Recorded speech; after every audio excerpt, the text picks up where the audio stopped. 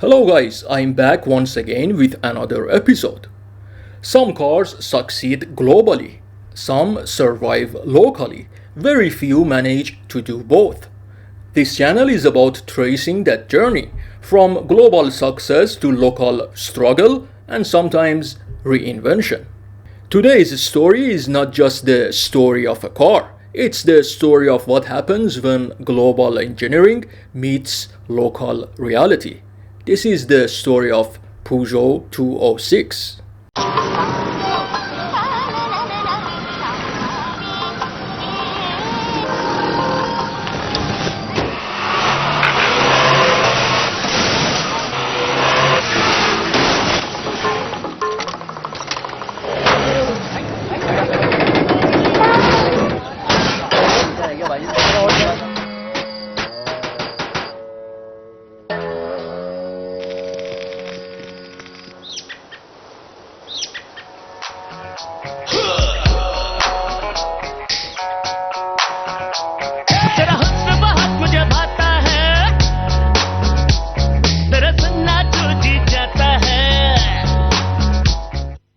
The Peugeot 206 was one of the most successful small cars in the world, but its story in Iran followed a very different path, shaped by sanctions, shortages, and survival.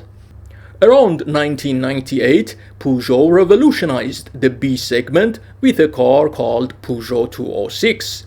To understand why this mattered, we have to look back briefly. As production of the Peugeot 205 was coming to an end, Peugeot initially believed the B segment would lose its popularity. Instead of creating a direct successor, they tried a split strategy. The Peugeot 106 was meant to replace the lower end of the 205 range. The Peugeot 306 was intended to cover the higher end. That plan failed. At the same time, competitors such as the Ford Fiesta and Volkswagen Polo were building dominance in the B segment. They were not just competing, they were taking over the market. Peugeot realized the mistake. In 1998, production of the 206 began and very quickly the balance shifted. Peugeot didn't just return to the segment, it reclaimed it. From 2001 to 2003, the Peugeot 206 became the best-selling car in Europe. In the United Kingdom, it was named Car of the Year for 3 consecutive years. By May 2006, Peugeot had already produced 5 million units, celebrating the milestone as one of the most successful models in the company's history. The 206 was offered with a wide range of engines, from modest 1-liter units to 2-liter powertrains, allowing it to appeal to a broad audience. It could serve an elderly professor just as easily as it could satisfy the enthusiasm of a younger, more aggressive driver.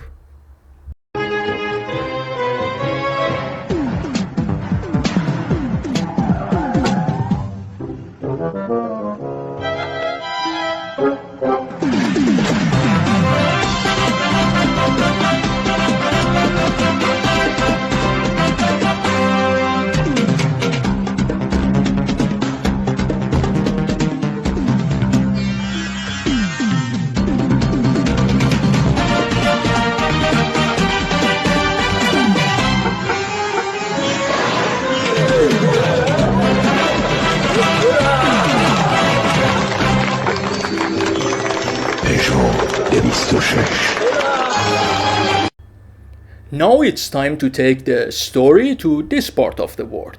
When the Peugeot 206 entered the Iranian market, it arrived with no serious competitors. Its success was immediate. Almost every year, when looking at the list of the top 5 best-selling cars in Iran, the 206 appears somewhere on the chart. And here it is, the IKCO produced Peugeot 206.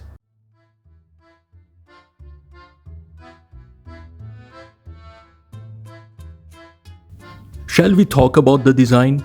Really, shall we? IKCO kept the 206 almost exactly the same as it was 30 years ago. A charming yet simple hatchback.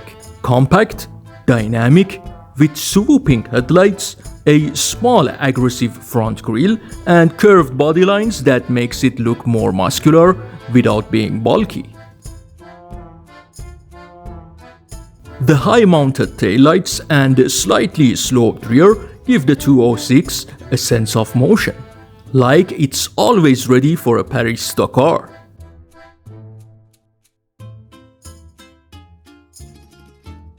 In Iran, the Peugeot 206 comes in several versions, ranging from Type 1 to Type 6. Visually, they all look the same. The differences are mostly in the dashboard layout and the use of two different engines. Type 1 was the original model, imported directly from France and only available in the early years.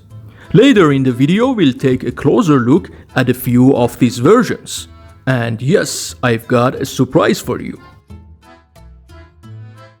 In general, IKCO uses two engines in the 206 lineup. The TU5, a 1.6-liter 16-valve engine. We've talked about this one before. And the TU3, a 1.4-liter 8-valve engine from the same French engine family. The TU3 is known to be more practical, more reliable, and more fuel efficient than the TU5. It produces around 75 horsepower, not very powerful, but economical with slower depreciation. Fuel consumption for the TU3, which meets Euro 4 emission standard, is around 6 to 7 liters per 100 kilometer.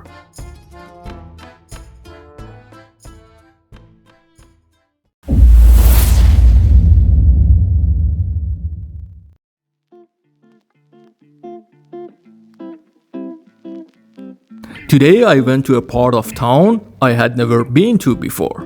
I was on a mission to film a Peugeot 206 Type 2.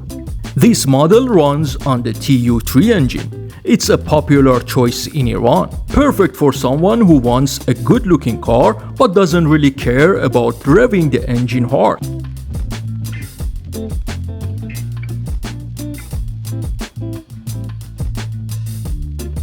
The owner had installed a surprisingly good audio system in the trunk. Even though it's a hatchback, he managed to fit everything in that tiny space pretty well.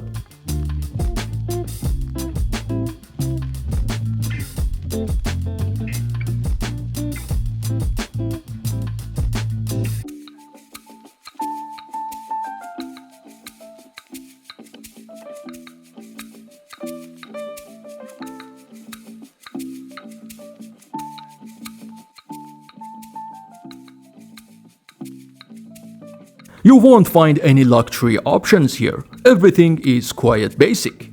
As part of the 206 interior personality, there is a small clock on top of the dashboard. On the same screen, you get a door open indicator. On the Peugeot 206 Type 2, you get a manual air conditioning system.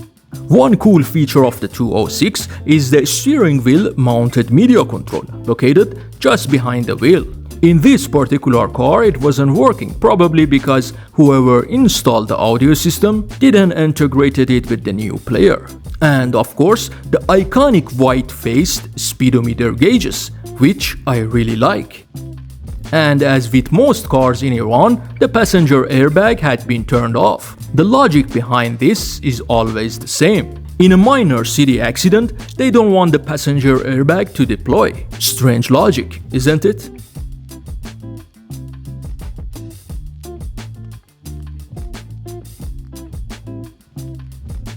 Later, I went to see a Type 3 206. Now here is the surprise I mentioned earlier.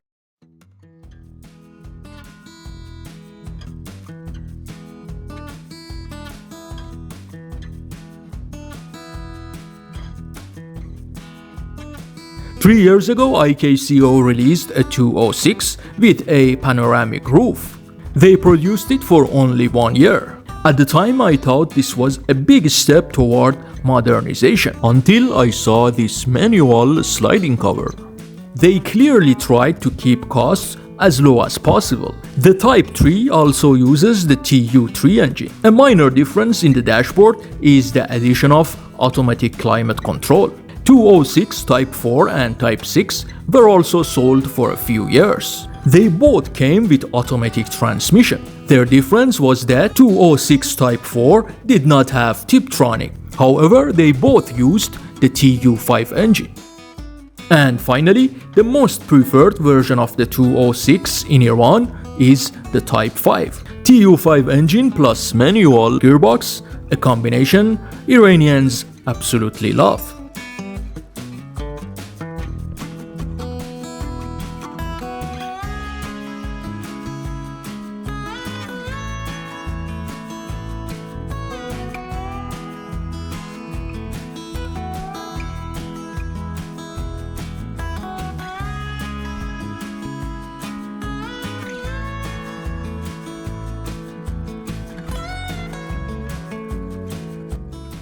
One of the most surprising big points of the Peugeot 206 in Iran wasn't the engine or the electronics. It was actually the doors, specifically the B-pillar side of the front door frame. For a while, certain professionals who were very active in the steel industry discovered that with just a little pressure on this section, the metal would bend outward easily.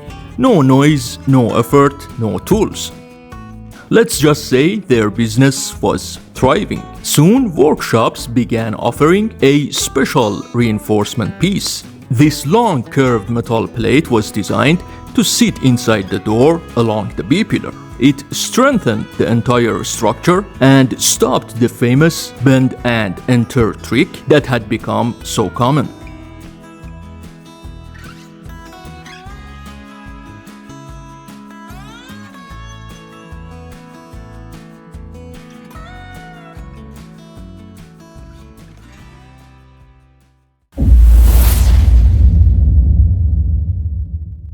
Around 2010, during the presidency of a leader I won't name here, the situation in Iran deteriorated rapidly. Severe international sanctions affected nearly every sector of the economy. I often describe this period as the fall of the country in the 21st century. At that time, IKCO relied heavily on parts supplied by Peugeot in France. When sanctions intensified, Peugeot halted exports to Iran. Production of the 206 faced serious disruption. Many believed this marked the final chapter of the model in Iran. After a period of uncertainty, IKCO managed to revive production with assistance from Chinese and Indian suppliers. The result was what many referred to as an Iranized version of the Peugeot 206. The quality was no longer the same. That much was clear, but production continued. However, over the last 3 years, IKCO stopped producing the Peugeot 206 entirely, and all signs suggest that production will not resume. The life of the 206 in Iran had effectively come to an end. Despite that, the resale value of the Peugeot 206 has remained remarkably strong. Some people even compare it to cash money, a car that could be sold quickly, almost instantly. If you want to buy one of the latest production models with no major accidents, the price is around $8,000. Alright guys, thanks for staying with me for this episode. If you enjoy this kind of storytelling, cars as history, not just machines, please consider subscribing to the channel. See you in the next one.